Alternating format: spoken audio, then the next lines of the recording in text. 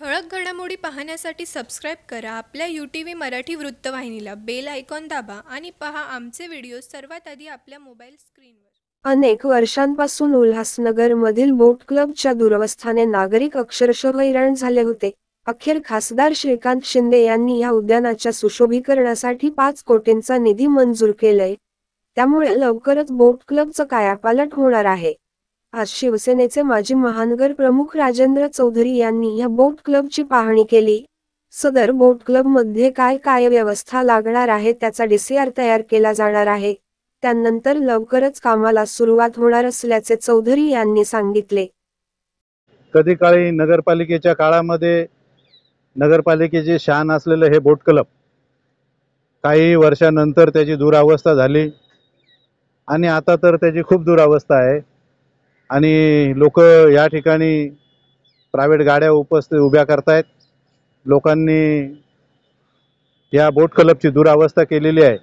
परंतु या बोट क्लबमध्ये सध्याही गणपती विसर्जन आणि छठ पूजा असे कार्यक्रम होत आहेत.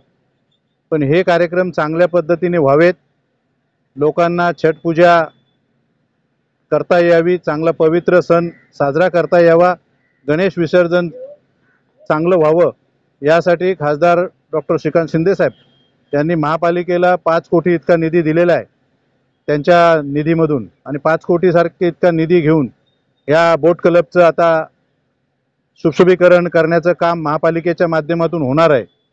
परंतु 5 कोटीमध्ये हे काम होईल असं वाटत नाही.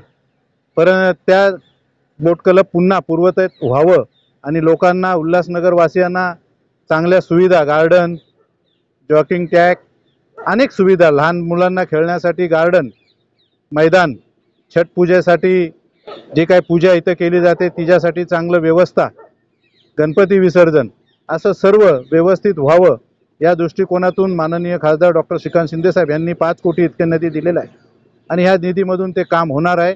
अजूनही निधी कमी पडला तर त्यांनी सांगितलं अजूनही निधी आपण या बोट क्लबच्या विकासासाठी देऊ आणि तो निधी घेऊन आपण लवकरात लवकर चांगला सुविधा सज्ज असलेला बोट क्लब या उल्हासनगरवासियांच्या सेवेमध्ये उपलब्ध करून देऊ असं मला वाटतंय. मी ह्या वाडाचा नगरसेवक आहे आणि मी खूप वर्षापासून बोट क्लब चांगलं व्हावं, बोट क्लबचं नागरिकांना सुविधा मिळावी या प्रयत्नाने काम करत होतो.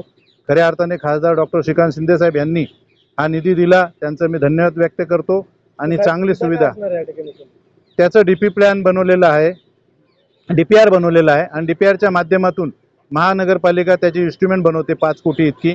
त्या 5 कोटीमध्ये काय कामं करायची त्याची पहिले इन्स्ट्रुमेंट बनवल्या जाईल.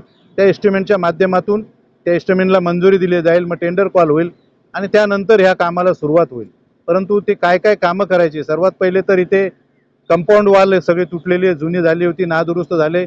कंपाऊंड वॉल तुटलेली, गेट नसल्यामुळे सगळे बाहेरची वाहनं इथं येऊन उभे राहत आहेत. त्या बोट क्लबची नादुरुस्त झालेलं आहे.